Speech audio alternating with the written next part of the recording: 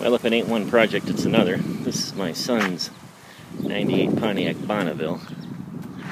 He rear-ended somebody in a construction zone up in Milwaukee. Kind of scuffed the bumper of that car, but this thing folded up like a Frenchman in a bar fight. So I busted off most of the plastic pieces. The headlights were gone. Busted most of the plastic off the front, the bumper cover.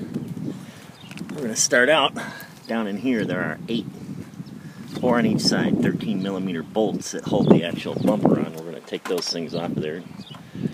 The boys went and got the Sawzall. The hood is wedged. It won't open, so we're just going to cut it across there and get the hood off, and we'll see what we got. Alright, I got the bumper off. That was relatively easy.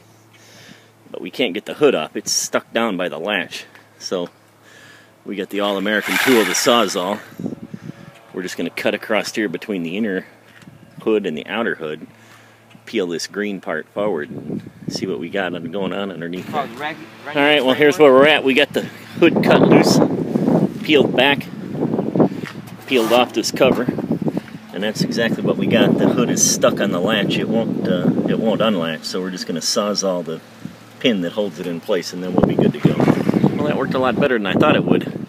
Eventually I lost patience and went and got a 6-foot pry bar and just pried the damn thing open, but we were at least able to see the mechanism. So it ain't as bad as it looks. The upper core support is bent in. We have to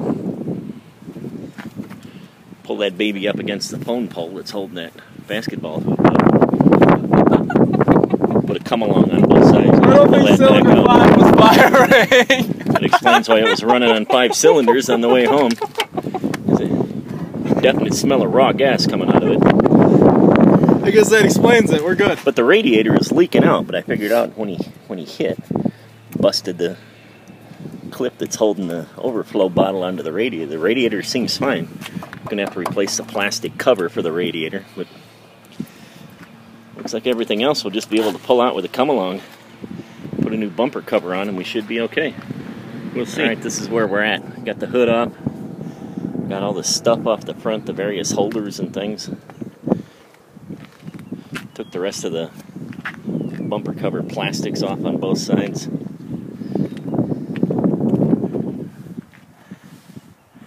Got everything out so that we should be able to pull this metal back out into place, but that is definitely bent inward. It doesn't look like any of it was pierced. So the air conditioning should be fine. The radiator is fine. It was leaking, but that was a pretty simple fix. We did figure out why it was only running on 5 cylinders on the way home. Looks like we cut one of the spark plug wires in the accident. Pretty surprised we got this thing home. We actually drove it down the freeway like that at 65 miles an hour. Well, this is unlikely to do anything except break my $20 ratchet strap, but we're going to give this a try first. We just got to pull that piece.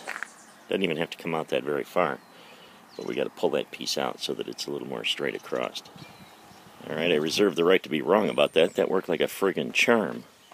I didn't even have to do much. I went forward about a foot, put it in reverse, and just let it idle back.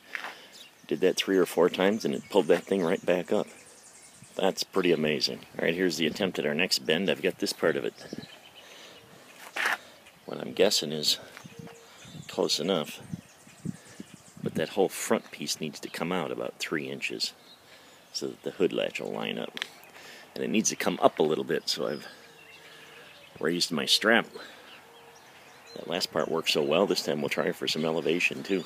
Well, it's looking better already. A set of headlights will do that for our car. The bumper and the bumper valance I was supposed to put them on a long time ago, but I never did. I got the headlights and the hood, which isn't here yet. I still got to go get that. And all the rest of the miscellaneous parts, that center core support, all that junk I got at the junkyard. They gave me a deal, $200 for the whole works.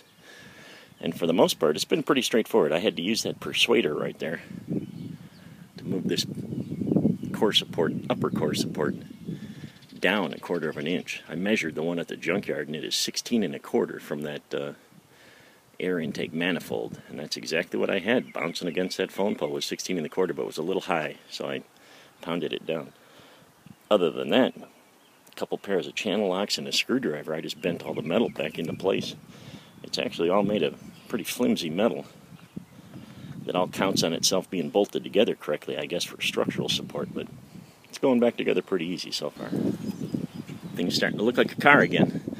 I got the headlights in, got the valance on, bumpers on, valance is on. I got the hood support and the airbag sensor and all that junk back in place. I got to put the cover for the radiator core back on and wait for that until we get the hood, make sure that the hood closes right. Now I got to run to the auto parts store because I don't have any of the push pins that hold this front valance onto the bumper and to the fenders. Alright, we're getting there. Here's the proud car owner. We went to the junkyard and got a hood for it. It's not a perfect hood, but it's a good hood, and it fit. It fit quite well. So we've got got the hood on, the latch is tightened down, got the radiator and the radiator support back in place, air filter, container, and it's a decent color match. So now we got to put the valance on, and there you go. It's all back together. Another family project from Hillbilly Engineering. Looks better than it did when we started though, because that valance was all busted up. Now it's all nice and clean.